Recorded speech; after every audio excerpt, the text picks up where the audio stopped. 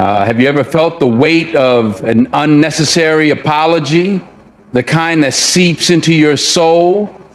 Not because you've done wrong, but because the world made you feel like you did. Life has a way of trying to shrink us, urging us to dim our light, to conform, to apologize for simply being ourselves. Society nudges us to stay in line, whispering, "Don't shine too brightly, don't take up too much space." But here's the truth. Apologizing for who you are is not humility, it's self-betrayal. Tonight, I want to share something empowering. 9 things you should never apologize for. These aren't just quirks or traits, they're the essence of your greatness, the fire that makes you, you. So, let's dive in and reclaim our unapologetic self. Ready? Let's go. 1, never apologize for saying no. No is a complete sentence. Let me say that again for the folks in the back row who might have missed it. No is a complete sentence. It doesn't need a comma, an ellipsis, or a footnote. It stands tall and firm all on its own. And guess what? You don't owe anyone an explanation for saying it. We live in a world that constantly tells us to be agreeable, to avoid rocking the boat, to keep the peace, even if it costs us our own. But let me tell you something right now, saying yes to everything and everyone is the fastest way to lose yourself. And I'm not talking about losing your car keys or forgetting where you put your phone. I'm talking about losing your peace, your priorities, your purpose. Let's be real. Every time you say yes to something that doesn't serve you, you're saying no to something that does. You're saying no to your time, no to your energy, no to your goals, your dreams, and the very things that make you feel alive. So why do we keep doing it? A lot of us struggle with saying no because we don't want to let people down. We're afraid of what they might think or how they'll react. But here's a hard truth. You can't please everyone. And you weren't put on this earth to try. Think about it. You could bend over backward, twist yourself into a pretzel, and still someone will find a reason to be dissatisfied. So why waste your precious energy trying? The people who truly care about you, your tribe, your real supporters will respect your no. They'll understand that you're not rejecting them, you're simply honoring yourself. And those who don't, well, their disappointment says more about them than it does about you. It's not your job to carry someone else's baggage. Saying no takes courage. It's a small word with a big impact. And sometimes it feels like you're lifting a boulder just to get it out. But every time you say no to something that doesn't align with your values, your goals, or your peace of mind, you're saying yes to yourself. Think of it as a gatekeeper for your life. Your no is the boundary that keeps the wrong things out so the right things can come in. It's like clearing the clutter from your home to make space for something beautiful, something meaningful. And don't we all deserve a life filled with meaning? Here's the secret sauce. When you say no to things that don't align with your purpose, you create space for the things that do. You open the door to opportunities that matter. You free up your time and energy to focus on what sets your soul on fire. Let's say your goal is to build your dream business, but every time someone asks you to take on a project that doesn't align with your vision, you say yes out of guilt. Guess what happens? You're too drained to work on your dream. Your focus gets scattered, your energy gets zapped, and you find yourself stuck in the same place year after year. But when you say no to those distractions, something magical happens. you gain clarity. You regain control. And suddenly you have the time and energy to put into what truly matters. That's the power of alignment. Now, let me clarify something. Saying no doesn't mean being rude or dismissive. You can say no with grace, with kindness, and with firmness. It's not about burning bridges or shutting people out. It's about being honest and respectful both to yourself and to others.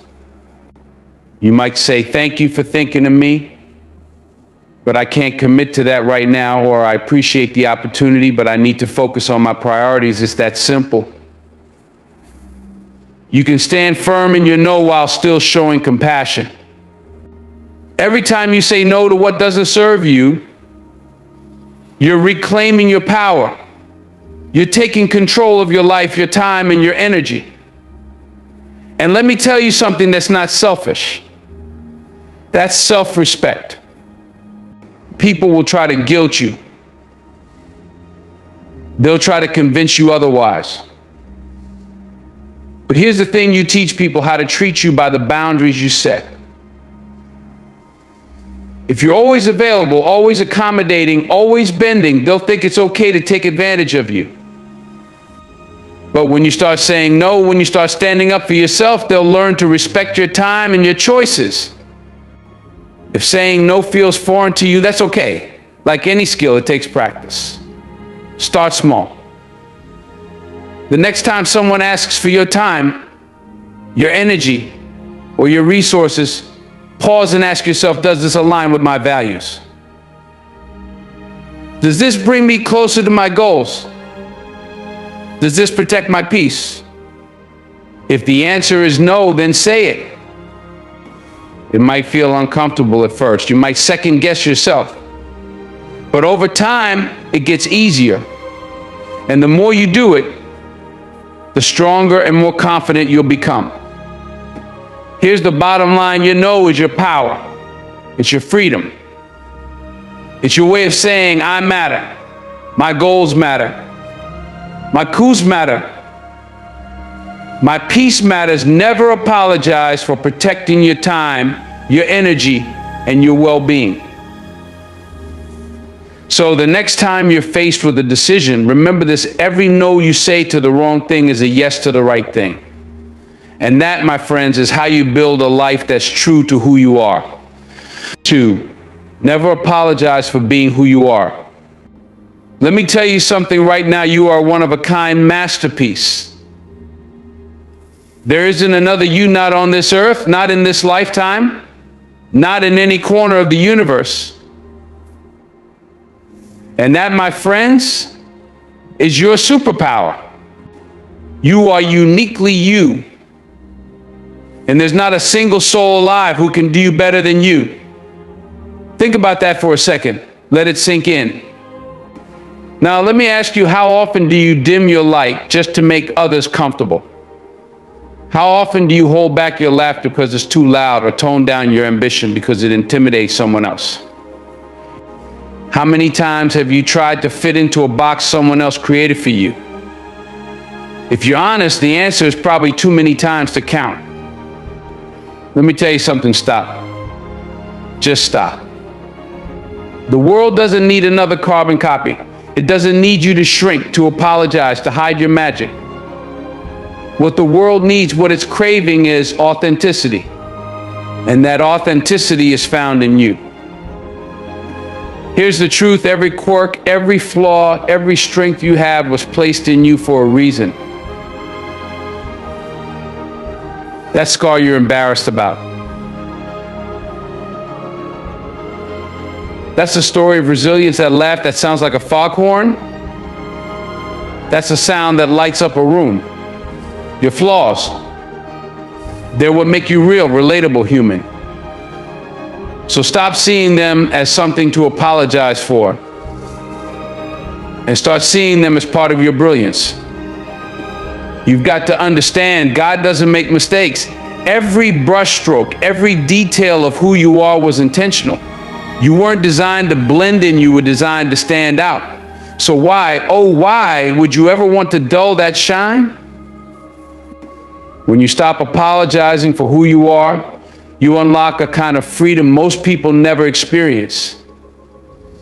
You're no longer weighed down by the fear of judgment, the need for approval, or the constant second guessing. You just are. And when you can stand tall in your truth, you give everyone around you permission to do the same. Think about it. When was the last time you saw someone unapologetically living their truth? Didn't it inspire you? Didn't it make you want to be a little braver, a little more yourself? That's the power you have when you embrace who you are. You become a light in the dark, a spark that sets others ablaze. Let's get one thing straight: being different is not a weakness, it's your strength. Imagine if every flower in the garden was the same color. Imagine if every star in the sky shone with the same intensity. How boring would that be? It's the diversity, the uniqueness, the differences that make life beautiful. So don't let anyone convince you that you need to conform to be valuable. You weren't born to fit in, you were born to break the mold. You've got something in you, an energy, a perspective, a gift that no one else has. And the world needs it. Too many of us spend our lives trying to meet other people's expectations. We let their opinions, their judgments, their limitations dictate how we live. But here's the thing: those people don't have to live with the consequences of your choices. You do. So why would you hand over the keys to your life to someone else? Why would you let their doubts become your ceiling? It's your life, your journey, your story. Live it for you. And let me be clear, living for yourself doesn't mean being selfish. It means being true. True to your values, your passions, your dreams. Being yourself takes courage. Let's not sugarcoat it. It's not easy to stand out when the world is telling you to blend in. It's not easy to say this is me when you know some people won't like it. But here's the thing: the right people will. The people who matter, the ones who see you, appreciate you, and love you for who you are, they will celebrate your authenticity. And the ones who don't, well, they were never meant to be part of your story anyway. Life is a journey, and part of that journey is learning to love and accept yourself. It doesn't happen overnight. You'll have days when you doubt yourself, when the world feels heavy, when the urge to conform creeps in. That's okay. Keep going. Keep growing. Keep showing up as you. Because every time you choose authenticity over approval, every time you say this is me instead of who do you want me to be, you take a step closer to the life you're meant to live. Let me leave you with this: the world doesn't need another version of someone else. It doesn't need you to be quieter, smaller, or different. It needs you, all of you. Your voice, your ideas, your quirks, your fire. So stop apologizing for who you are. Start celebrating it, because when you do, you don't just change your own life, you change the world around you. And that, my friends, is what it means to truly live. Never apologize for setting boundaries. Listen closely, because this one is vital. It's not just advice, it's a life principle. Your time, your energy, your peace of mind, they are sacred. Let me say that again: they are sacred. And not everyone deserves access to them. You've got to guard them like a lioness guards her cubs, because believe me, there are people out there who will take everything you've got if you let them. Setting boundaries doesn't make you selfish, it makes you wise. It's not about shutting people out, it's about protecting what fuels your soul. When you say, no, I can't do that, or this doesn't work for me, you're not being rude or difficult. You're being intentional. You're saying, I respect myself enough to choose where my energy goes. Now, here's the thing. Not everyone will clap for you when you start setting boundaries. Oh no, some people will call you cold. They'll say you're distant. that you've changed, that you're not the same person you used to be. And you know what? They're right, you have changed, you've grown. You've realized that letting others drain you isn't an act of love, it's an act of neglecting yourself. Here's the truth you need to carry with you: not everyone deserves a front row seat in your life. Some people belong in the balcony. Some shouldn't even be in the building. And that's okay. You can love people from a distance. You can wish them well without letting them wreck your peace. Let me tell you a little story. When I first started setting boundaries in my life, it wasn't easy. People who were used to getting my time and energy for free didn't like it. They said I become selfish. But I had to ask myself, what's the alternative? Was I supposed to keep saying yes to things that drained me, to people who took but never gave back, to situations that left me empty? No, I decided that my peace mattered more than their approval. And let me tell you, the day you make that decision is the day your life begins to change. Protecting your peace is an act of self-love. And self-love is not selfish, it's necessary. It's like putting on your oxygen mask first. If you don't take care of yourself, how can you take care of anyone else? You can't pour from an empty cup. You can't give your best to your family, your work, or your dreams if you're constantly running on empty.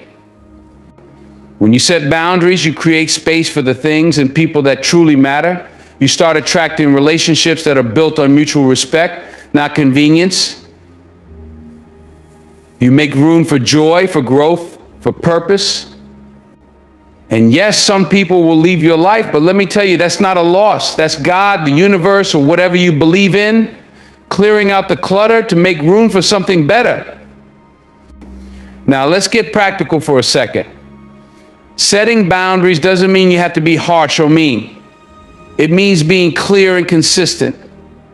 If you need time for yourself, say so. If you don't have the capacity to help with something, be honest. If someone crosses a line, let them know. It might feel uncomfortable at first, but trust me, the discomfort is worth the peace you'll gain. So, the next time someone tries to guilt trip you for putting yourself first, remember this: boundaries aren't walls, they're gates. They don't lock people out, they let the right ones in. And the right people, the ones who truly care about you, will respect those boundaries. They'll understand that when you protect your peace, you're not just doing it for you, you're doing it for them too. Because when you take care of yourself, you can show up better, stronger, and more present for the people who truly matter. Never apologize for setting boundaries. It's one of the greatest acts of love you can give to yourself and to those who deserve the best version of you. 4, never apologize for pursuing your dreams. Listen to me and listen closely. If you've got a dream in your heart, that dream didn't just land there by accident. It wasn't some random thought or fleeting idea. That dream was planted in you for a purpose, for a reason. It's there because you are the person who has the power, the vision, and the ability to bring it to life. But here's the thing about dreams: they don't come easy, and they don't come without resistance. The moment you start chasing your dream, you're going to hear voices. Some will come from the outside, from people who laugh, who mock, who call you crazy. Who do you think you are? They'll say. What makes you think you can do that? And some of those voices, they'll come from within, your own doubts, your own fears, whispering, what if I fail? What if they're right? But let me tell you something, chasing your dream is worth every laugh, every criticism, and every ounce of doubt. Let me take you back to a time when I was just starting out. Mount Vernon, New York, that's where I grew up. Now, Mount Vernon is a beautiful place, but it's not Hollywood. It's not Broadway. When I told people I wanted to be an actor, I might as well have told them I wanted to fly to the moon. They laughed. They said, "Denzel, what do you know about Hollywood? You're just a kid from the neighborhood." You know what? They were right. I didn't know Hollywood, but I knew myself. I knew the fire burning inside me. I knew I had something to say, something to give to the world. So I didn't let their doubt define me. I didn't let their laughter distract me. I worked harder. I stayed up later. I read every script I could find, studied every performance I could watch, and knocked on every door until one finally opened. And when that door opened, I didn't just walk through it, I sprinted. I ran like my life depended on it, because in a way it did. My dream wasn't just about acting. It was about proving to myself that I could rise above the expectations placed on me. It was about showing others that a kid from Mount Vernon could make it. Now let's talk about the people who laugh at your dreams. You know why they laugh? It's not because your dream is impossible. It's because your dream scares them. Your courage to chase what you want highlights their fear of going after what they want. When they see you stepping out in faith, when they see you putting in the work, it reminds them of everything they're too afraid to do. But here's the truth, and I need you to hear me on this. Their laughter has nothing to do with you and everything to do with them. So don't you dare apologize for wanting more. Don't you dare apologize for dreaming bigger than the people around you. Your dream doesn't need their approval, it only needs your commitment. Let me ask you something. What if Martin Luther King Jr. had apologized for dreaming of equality? What if Oprah Winfrey had apologized for dreaming of a media empire? What if Serena Williams had apologized for dreaming of being the best in the world? Where would we be? The world needs dreamers, but even more than that, it needs doers. And that's where you come in. You've got a dream that only you can fulfill. That dream was tailor-made for you with your skills, your experiences, your story. So why would you ever let someone else's opinion stop you from chasing it? The path to your dream is not going to be easy. There will be obstacles. There will be setbacks. There will be setbacks. There will be moments when you feel like giving up. But I promise you this, when you hold on to your dream, when you refuse to let go, the reward is so much greater than the struggle. So the next time someone laughs at your dream, thank them. Yes, thank them, because their doubt is fuel for your fire. Their disbelief is proof that you're aiming higher than they ever dared to. And when you finally achieve that dream, when you're standing in the place you worked so hard to get to, they'll be the ones clapping, saying, "I always knew you could do it." Never apologize for your dream. Never apologize for believing in yourself. And never let anyone, not even yourself, convince you that you're not worthy of the life you've imagined. Because you are. And deep down, you know it too. 5, never apologize for standing up for what's right. Let me tell you something, my friends, doing the right thing, it's not always going to win you a popularity contest. It's not always going to make you the most liked person in the room. Sometimes doing the right thing feels like walking into a storm when everyone else is running away from it. But let me remind you, doing the right thing may not be easy, but it is always worth it. Now, I need you to hear this loud and clear. When you stand up for what's right, not everyone is going to clap for you. Some people will question you. Some will try to discredit you. And there will even be those who work hard to silence you because your courage makes them uncomfortable. Why? Because truth has a way of shaking up everything that's built on lies. Justice disrupts injustice and light exposes darkness. And not everyone is ready for that. But listen to me, don't let that stop you. Don't let their doubt, their fear, or their hate keep you from doing what you know in your heart is right. Courage doesn't mean you don't feel fear. Courage means you feel the fear, but you choose to stand anyway. Courage means you speak the truth anyway, even when your voice trembles. Courage means you fight for justice anyway, even when it feels like the odds are stacked against you. You see, standing up for what's right is never about the applause. It's about integrity. It's about knowing that when you lay your head down at night, you can sleep peacefully because you didn't compromise your values.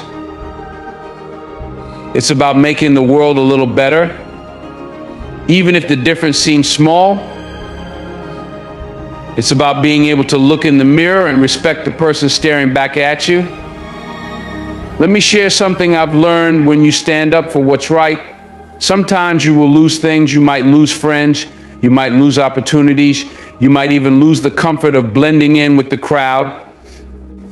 But let me tell you this, if standing for justice, truth, and integrity costs you something, then whatever you lost wasn't meant for you in the first place. The friends who walk away when you stand for what's right, they were never your true friends. True friends don't abandon you when you stand for principles, they stand beside you.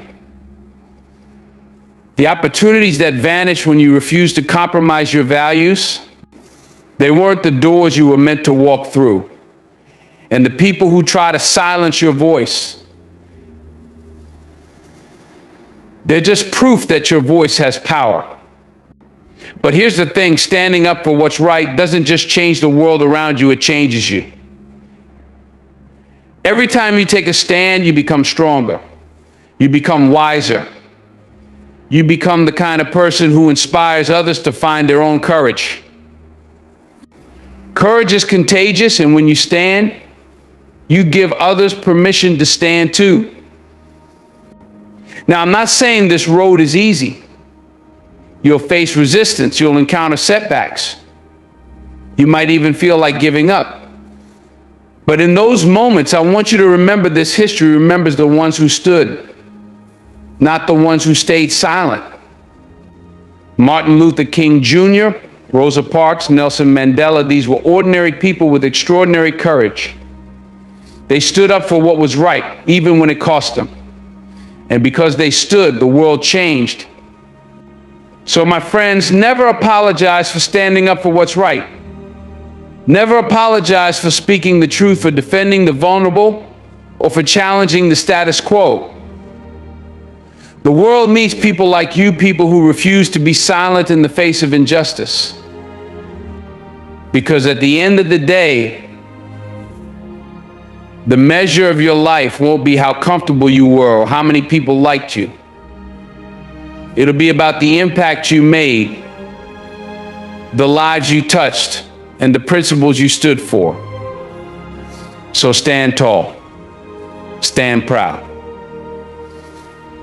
and never, ever apologize for doing what's right. 6, never apologize for your success. Success. Let's talk about it for a minute. Everybody loves the idea of success until it's someone else's success. Oh, they'll cheer for you at the start, no doubt about it. They'll pat you on the back when you're hustling, grinding, struggling to get your foot in the door.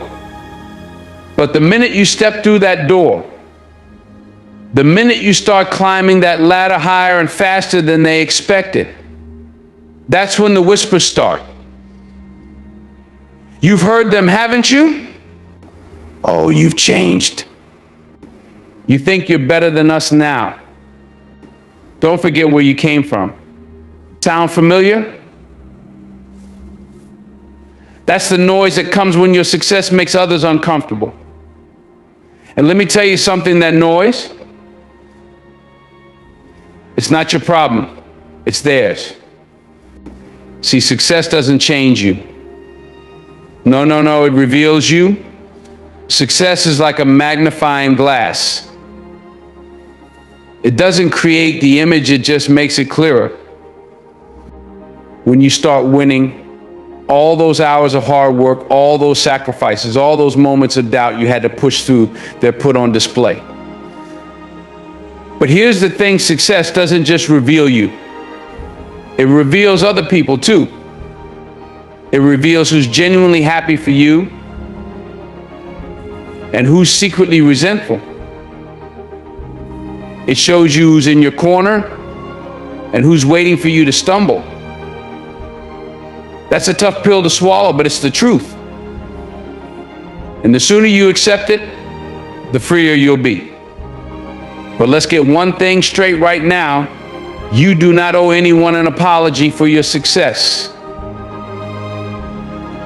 You don't owe anyone an apology for the long nights, the early mornings, the blood, sweat, and tears you poured into making your dreams a reality.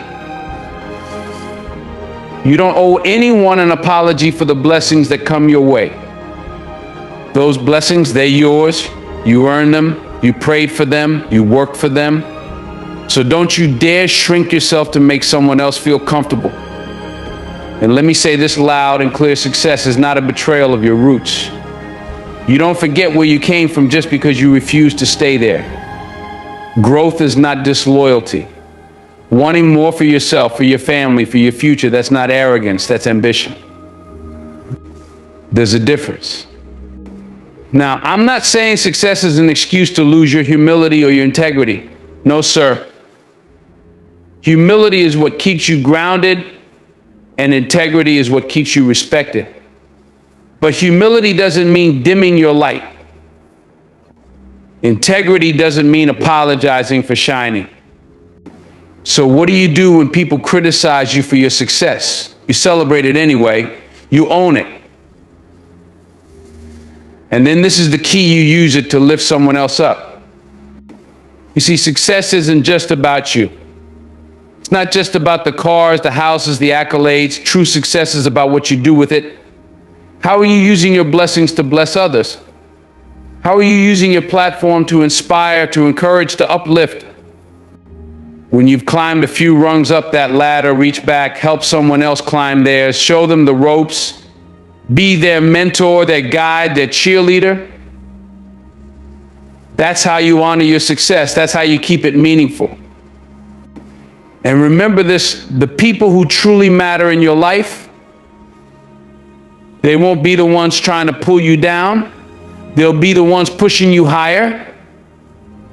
They'll be the ones clapping for you, even when their hands are tired. Hold on to those people. Cherish them, because they're rare and they're worth more than gold. So let me leave you with this: never apologize for your success. Never let anyone make you feel guilty for wanting more, for achieving more, for being more. You deserve to shine. You deserve to rise. And when you do, you deserve to stand tall and proud, knowing you earned every single bit of it. 7, never apologize for your opinions. Let me tell you something, my friends: your opinions, your beliefs, your perspective on this world, they matter. You've been gifted a unique voice, a way of seeing things that no one else on this planet has. You have the right, no, the responsibility to express your truth.